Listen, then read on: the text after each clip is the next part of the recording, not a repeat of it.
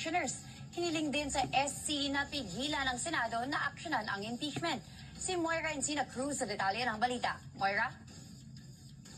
Para malang kinwestiyon sa abogado mula sa Mindanao, anilay depektibong impeachment complete ng Kamara na isinumita sa Senado laban kay Vice President Sara Duterte sa may isang dampahay ng petisyon. Hiniling ng mga abogado sa Supreme Court na ideklarang walang bisa ang articles of impeachment ng Kamara dahil sa kabiguan na makatugot sa requirements na hinihingi ng saligang batas sa impeachment proceedings na verification at proper initiation. Ang lagdaan nila na mahigit 200 kongresista na pabor sa impeachment ay hindi katumbas ng proper verification. Katwiran pa nila, minadali o nire-road ng Kamara ang impeachment process.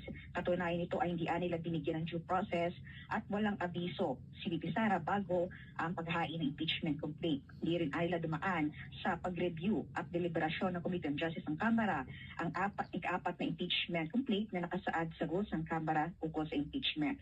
Maari lang nila na hindi i-refer sa komite ang impeachment complaint kung ang 1/3 ng lahat ng miyembro ng Kamara ay ang mismong complainant. Ibig sabihin nito nila, ang lahat ng signatories ay dapat na pumirma sa main impeachment case at dapat na properly verified ito.